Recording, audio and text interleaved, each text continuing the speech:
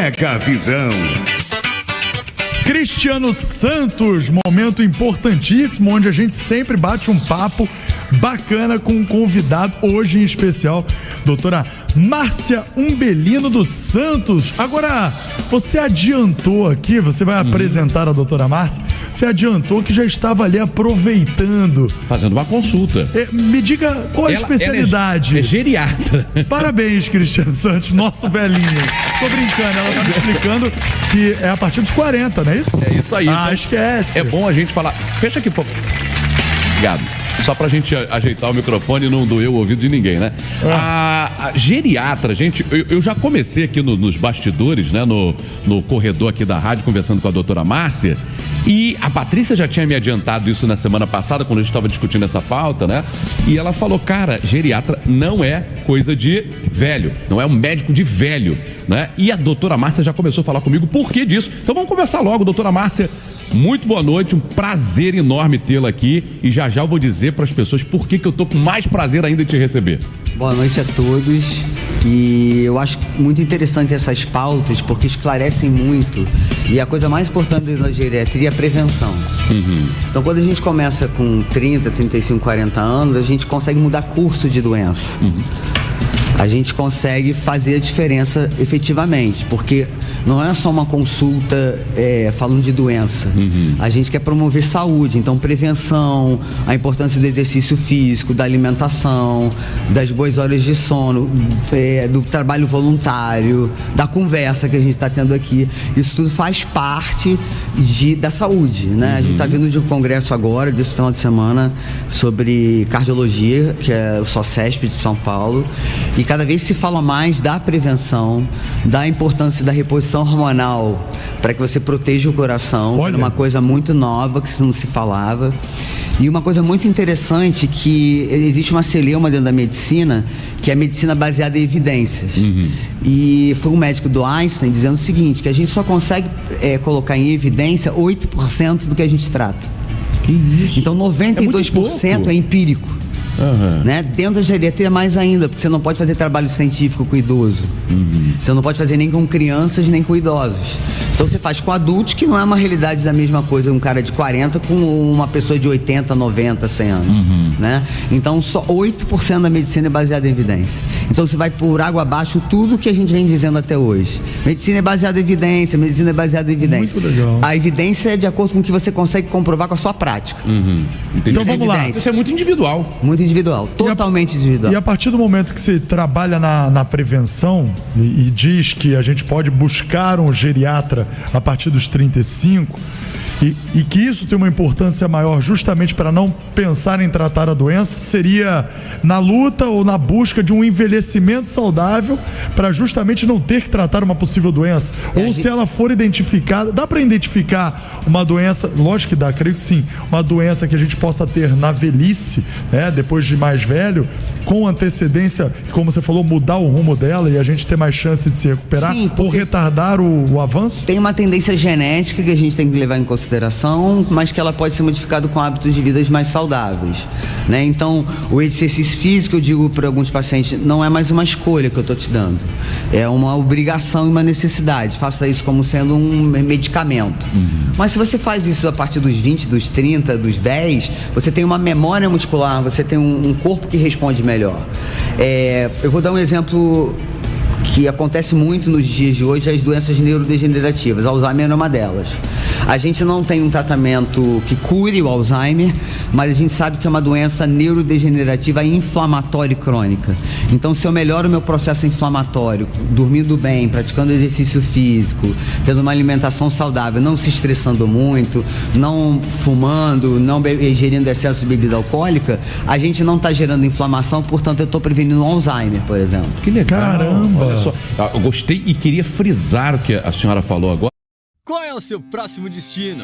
Com a Rent Cars, independente para onde você vá, você vai viver uma experiência parte do dia a dia como se alimentar, como dormir e tal, porque é justamente o que vai garantir que a gente tenha um envelhecimento mais saudável. Se imaginava que era só pela oxigenação que esse exercício físico gerava, mas hoje a gente sabe que existe uma substância liberada chamada icrisina, que ela é uma substância anti-inflamatória que ajuda muito na memória, na cognição, na disposição física, no prazer em fazer as coisas, evita o processo depressivo quando eu faço exercício físico. Então a gente já sabe que libera-se uma substância que é muito importante para a gente ter uma qualidade de vida melhor no envelhecimento. Olha que legal. Agora, trabalhando nisso, desculpa, Cris, claro. pensando nesse envelhecimento com saúde, e você falando que chegou de um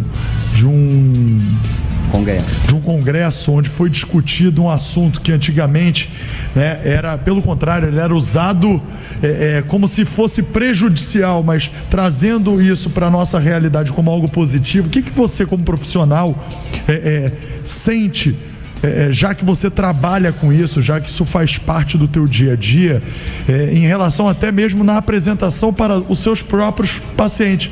Tem muita gente que questiona, mas não faz mal, não. Isso te ajuda, isso te dá um gás maior, mesmo sabendo que você já imaginava, já conhecia, até pelo histórico?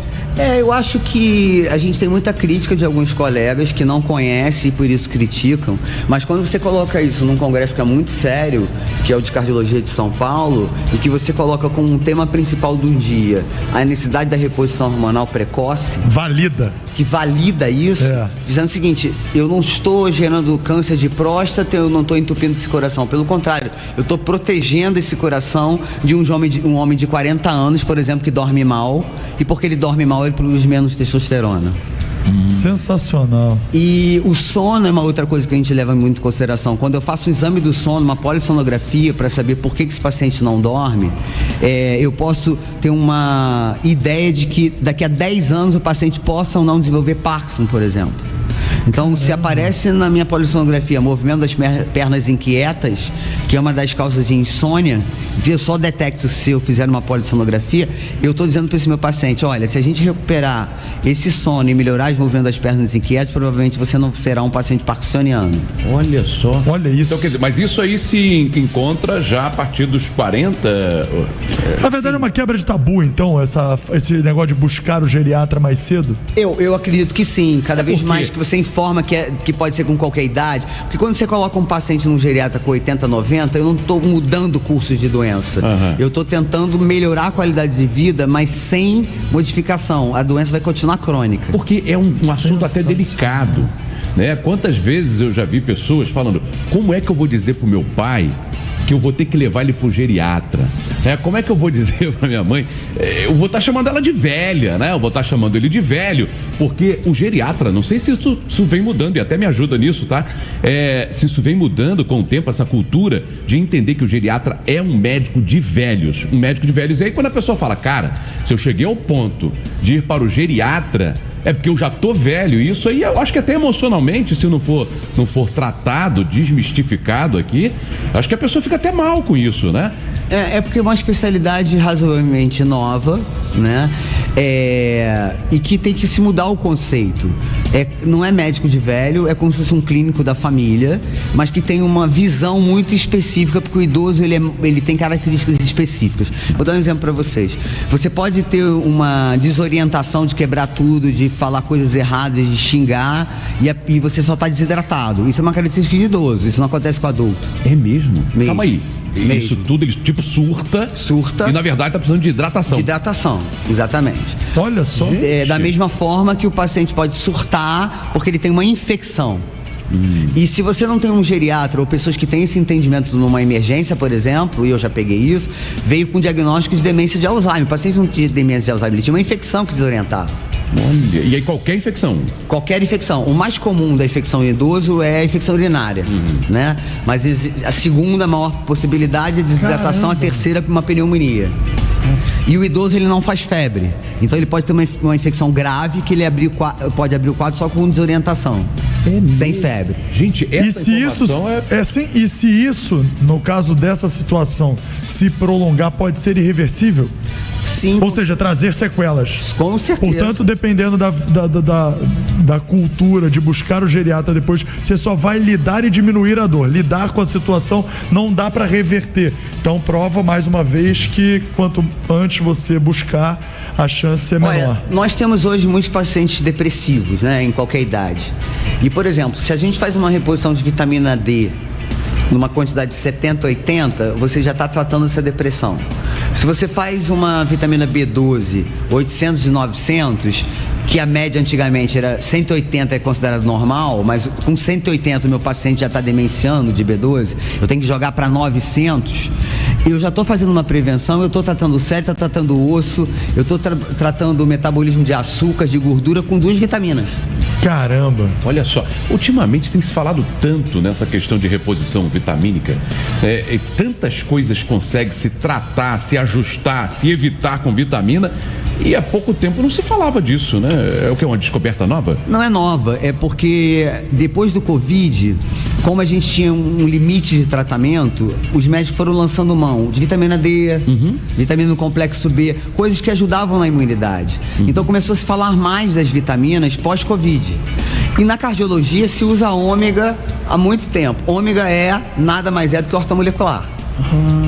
A luteína que se usa na oftalmologia, o zinco, o selênio, é ortomolecular. Então se fala de ortomolecular sem dizer que é ortomolecular, porque existe também um preconceito em relação a isso, porque se imagina que ortomolecular seja só para o emagrecimento. Só que o emagrecimento também faz da proteção cardiovascular, do cérebro, do coração. Então uma coisa está relacionada à outra. Medicina é um todo. E aí envolve vaidade, que é o que tem em qualquer profissão, né?